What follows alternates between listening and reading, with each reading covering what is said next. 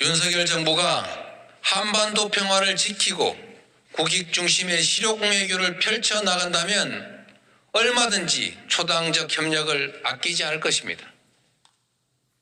그러나 북풍, 총풍 사건처럼 안보와 평화를 정략의 대상으로 삼는 데는 단호하게 반대합니다. 안타깝게도 며칠 전 대통령의 영미 순방은 이 정부의 외교 수준을 적나라하게 보여줬습니다. 조문 없는 조문 외교, 굴욕적 한미 한일 정상회담은 국격을 심각하게 훼손시켰습니다. 전기차 차별 시정을 위한 IRA 논의와 한미 통화 스와프는 이번 순방의 핵심 과제였음에도 꺼내지도 못한 의제가 됐습니다. 총성 없는 전쟁인 외교에 연습은 없습니다. 초보라는 말로 양해되지 않는 혹독한 실전입니다.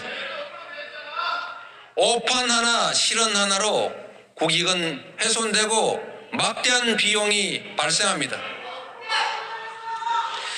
제1당으로서 이번 외교 참사의 책임을 분명하게 묻겠습니다.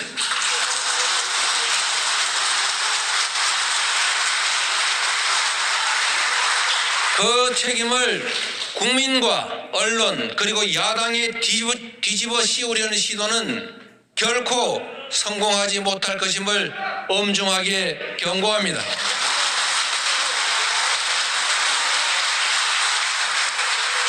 민생, 경제, 기후, 인구, 평화의 위기는 결국 정치가 해결해야 합니다. 정치는 정치인이 하는 것 같지만 결국 주권자인 국민이 하는 것입니다. 국민의 주권 의지를 제대로 반영하지 못하는 정치라면 그 틀을 바꿔야 합니다. 우리 헌법은 1987년 6월 항쟁의 산물입니다. 체육관에서 간접 선거했던 대통령을 국민이 직접 뽑는 5년 단임제, 당시로서는 혁신적이었습니다. 그러나 이제 시대는 변했고 국민은 변화를 요구합니다. 5년 단임제를 4년 중임제로 바꾸어서 책임 정치를 가능하게 하고 국정의 연속성을 높여야 합니다.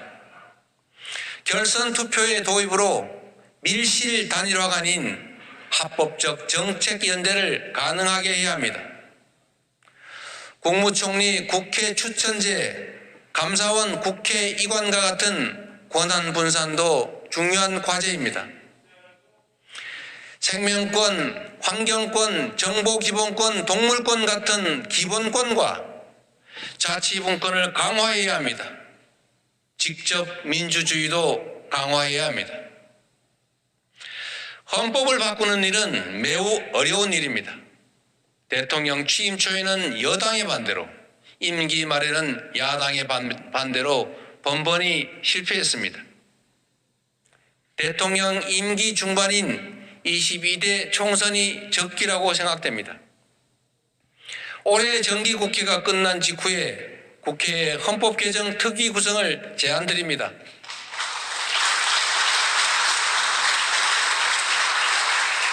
합의되는 것부터 단계적으로 바꿔가면 됩니다. 개헌 특위가 국민적 합의가 가능한 범위 내에서 안을 만들고 2024년 총선과 함께 국민투표를 한다면 비용을 최소화하면서 87년 체제를 바꿔나갈 수 있을 것입니다. 국민의 다양한 의사가 정치로 수렴되려면 특정 지역을 특정 정당이 독식하는 국회의원 선출 방식 바꿔야 합니다.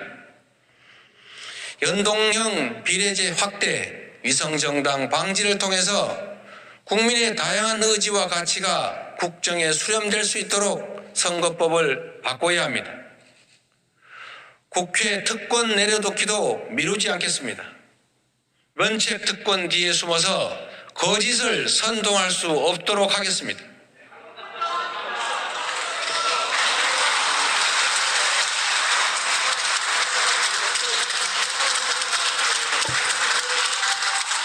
국회의원 소환제로 국회의원도 잘못하면 소환될 수 있게 해야 합니다. 민주국가에서 법치는 국정의 기본입니다. 헌법과 법률에 근거한 법치가 아닌 근거 없는 시행령 통치, 소위 영치는 삼권 분립의 위반이자 헌정 질서의 파괴입니다. 민주주의를 위협하는 시행령 통치를 바로잡고 국정을 정상화하겠습니다.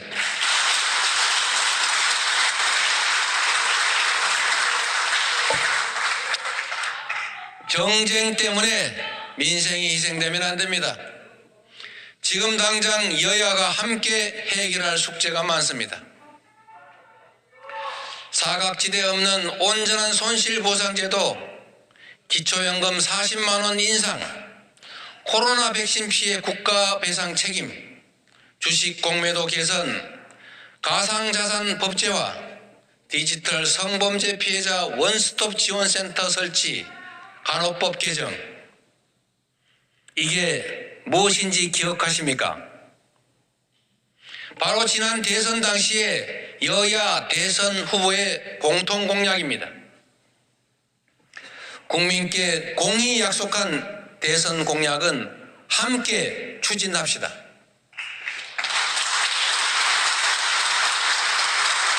여야 공통공약 추진협의체 구성, 그리고 공통공약의 공동 추진을 다시 한번 촉구드립니다. 존경하는 국민 여러분, 대한민국은 기적처럼 성공했지만 양극화와 불평등은 심화되고 많은 국민이 희망을 잃고 있습니다. 이제 희망을 복원해야 합니다.